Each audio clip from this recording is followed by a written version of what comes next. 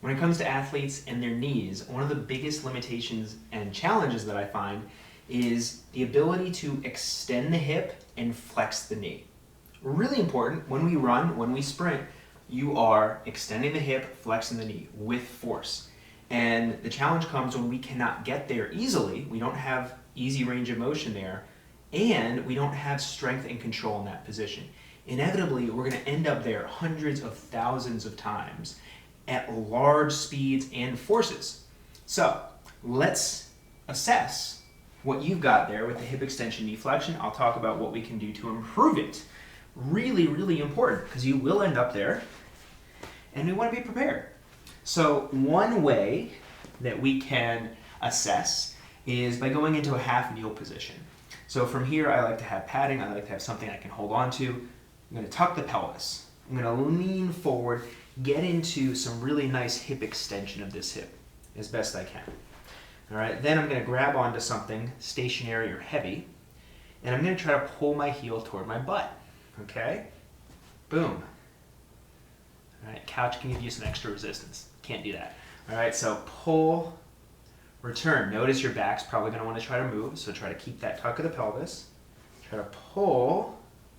You can try different ankle orientations. So this is what's generally going to happen with running.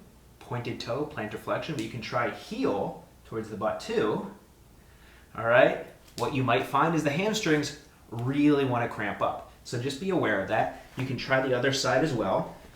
I always recommend filming yourself so that you can get a nice objective view of this. Okay? Pull. Try to extend that hip. Right there I wasn't fully extended. All right, so this is specific. We want to be able to flex our knee with an extended hip. This is easy. If I can't do this stationary in a really ideal position with leverage, how can I expect my body to be efficient and strong there when I'm running at full speed or trying to run at full speed? So now I'll show you another version. I like that one for warming it up. Here, also good to hold on to something. If you can grab your foot and ankle, we're going to do that, okay? Now I want you to tuck your pelvis just like we did before. So it's like your belly button's pulling, tuck, that's untuck, tuck, hold.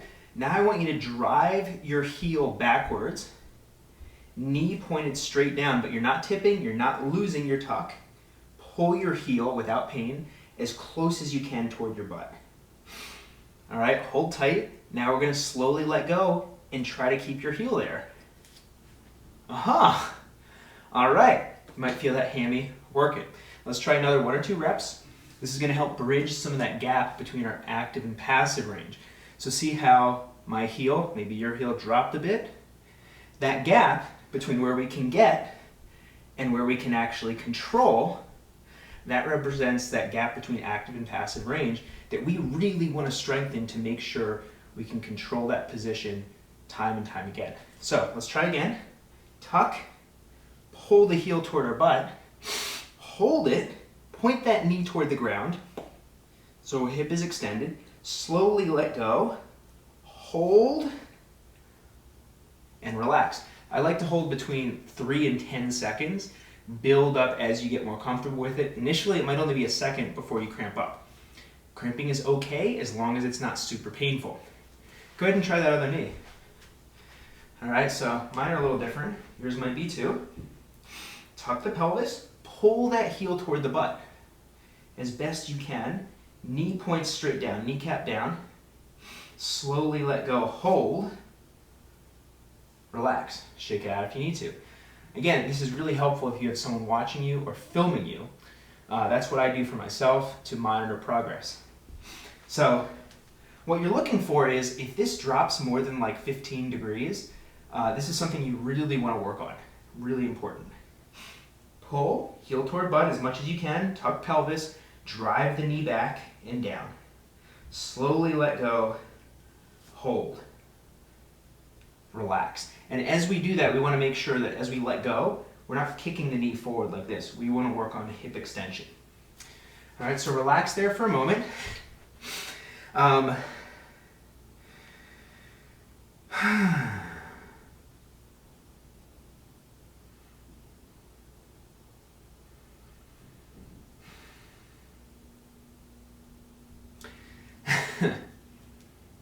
So we've established where we can get to actively and passively, and we've worked on trying to bridge some of that gap. So one thing that you can do, you might find with yourself or others, is your foot just like drops and then kind of bounces. So you can work on really consciously contracting your hamstring. Like I'm gonna try to pull before I even let go. I'm pulling, pulling, pulling, pulling, slowly letting go, smooth drop, try to hold. Okay, so that will also help you bridge that gap. Now I want to show you another position from the half kneeling where you can work on improving your strength here and bridge the gap even further. Okay, so knee pads are helpful. All right, because any pain or discomfort, even if it's minimal, is going to inhibit our ability to produce force.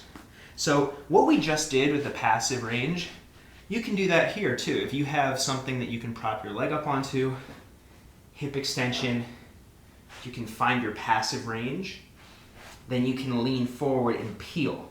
So this is another option. Okay? I just wanted to show you that, but what we're going to do here is work on strengthening at different angles. All right, so what I like to focus on is, okay, where is my active range of motion?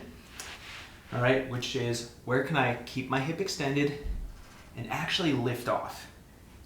Right about there. Okay, so I know I've got some strength there. Good to strengthen that, but I don't have to do that right now. So I'm gonna lean back, boom, right there. That's the end of my active range of motion. I wanna be strong there. So what I'm gonna do is I'm gonna hang out here, take a couple breaths, make sure my nervous system can hang out here, is comfortable here. If you're able to comfortably breathe, you signal to your nervous system that you are safe in this position. It will likely, over time, grant you more range of motion. Now we're going to do an isometric contraction. So holding our position, we're going to start driving down through that foot into whatever your foot is on. So you're pushing down, 10, 20, 30% effort. Make sure it doesn't hurt your knee or quad or hip flexor, but you're going to find all these muscles and tissues contracting, they're working. Now if you have something to hold on to, that can help give you more leverage to push harder. So I like to build up to between 70 and 100% of your max effort. Once you're built up to that max effort, hold for another 5 to 10 seconds. And then you can relax. All right, then if you have access to more range of motion, so we were right at the edge of our active, right? Then you can back up a little bit more, maybe another 15 degrees, do the same thing, isometrics there. You could back up, isometrics there. So the cool thing with our body is there's like this extrapolation effect. There's a specificity.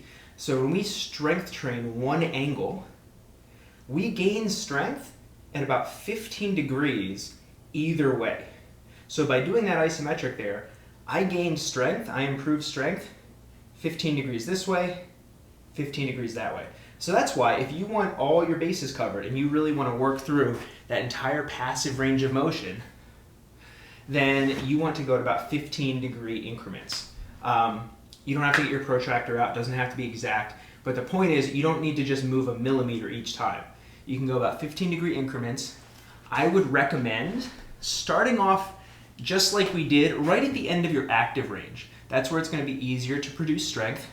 As you wind up into the end of your passive range, it's going to be a little bit more challenging. So I would work your way back like that. Do 2 to 3 reps of maybe 15 to 20 second isometric like we did. And then you can follow that up with the passive range hold, which is what we did in the beginning, or close to the beginning, boom, here, like that. So this is a great assessment, great to do if you're in a pinch, but if you got more time, hit those isometrics, follow them up with the passive range hold, and that's going to really help you bridge that gap between active and passive range.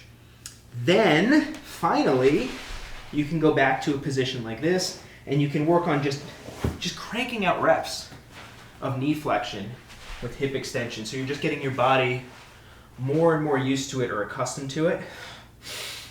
Boom. Cranking out reps like so. And if you don't have something to hold on to, you're having trouble getting the leverage from which to pull, I like to go into either a pigeon stretch or like a collapsed quadruped position.